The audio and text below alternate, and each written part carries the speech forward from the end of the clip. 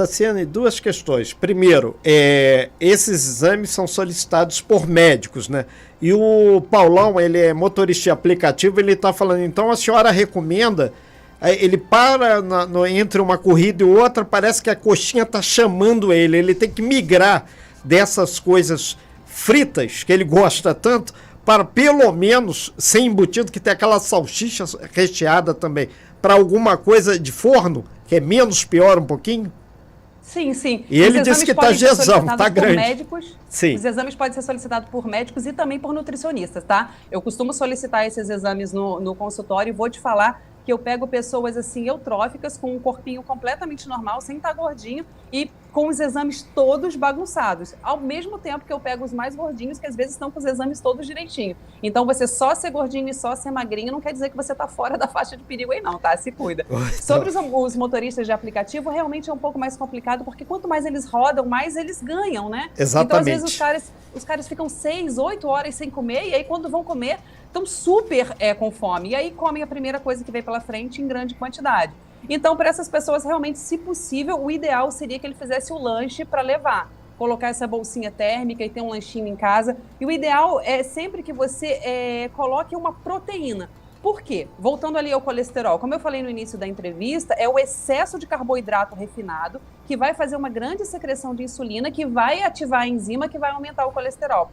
Então, o frito é péssimo, mas o assado também não é muito bom porque ele é feito com trigo. E aí você vai ver, ele tem uma salsicha lá dentro, ninguém merece. Se você levar um sanduíche feito em casa, que tem ali um pãozinho integral, que tem um índice glicêmico menor, ou seja, vai secretar menos insulina, e você chapar ele de ovo ali dentro, ou de queijo, ou de um franguinho desfiado com o creme de ricota, você vai passar mais tempo satisfeito, porque a proteína ela tem essa coisa da satisfação. Esse pão integral, essa fibra vai ajudar a baixar o seu colesterol, vai diminuir essa insulina, e você vai ficar, você vai ter mais possibilidade de gerar músculo, e quanto mais músculo, melhor. Ou seja, a estratégia seria nem um assado, nem outro, seria um sanduíche natural, de preferência feito em casa, porque esses sanduíches naturais que a gente compra aí, às vezes é pura maionese com um tiquinho de frango, maionese e um alface ali, também sabe Deus onde veio aquele alface. Ok, nós estamos ao vivo aqui conversando com a Tassiane Soares. Amanhã é o Dia Nacional de Combate ao Colesterol e sobre alimentação. Muita gente questionando, Renato, mas a amêndoa é cara, os outros produtos que ela cita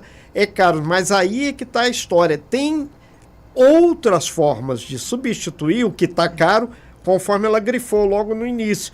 É a fruta da estação, cada caso é um caso, tem que ser visto, não é só levar. Tá caro, vou continuar do jeito que tá, que aí você não dá o primeiro passo. Mas sabe uma coisa que tá muito cara também? É cuidar da doença, né? Muito mais caro. É muito caro. A gente realmente fala sobre essa questão da alimentação, a gente prega muito sobre isso, porque o cuidado, a precaução é bem mais barata do que o tratamento. Então, você tratar uma doença, infelizmente, uma vida inteira sendo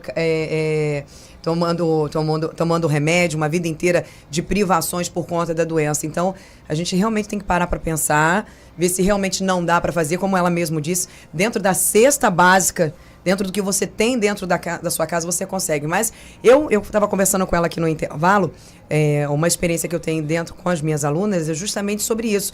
Como é difícil. Muitas delas estão ali, seguem firmes, e aí tem algum problema em casa, por exemplo, ou tem algum aborrecimento no trabalho, elas saem do eixo. É muito fácil você se desestruturar. Você está ali fazendo a sua alimentação correta o tempo inteiro e você acaba se desestruturando. Então, essa parte do psicológico também interfere muito para conseguir manter essa disciplina na alimentação, né, Tassi? Com certeza. E aí a gente vê quem nasceu primeiro, o ovo ou a galinha, né? Porque quando você se alimenta mal, o seu intestino não está funcional. E quando eu falo funcional, não é sobre fazer cocô todos os dias, não. Quando eu falo funcional, é você ter um bom microbioma intestinal, é você ter bactérias boas trabalhando ali para produzir hormônios bons, para deixar o seu corpo todo funcionando. Então, para que você produza serotonina, para que você produza dopamina, para que você se sinta bem, você precisa ter um corpo todo funcional. Só que para você ter um corpo funcional, você também precisa se alimentar bem. Então, assim, muita gente às vezes não consegue se alimentar bem porque está triste, ou está triste porque não consegue se alimentar bem.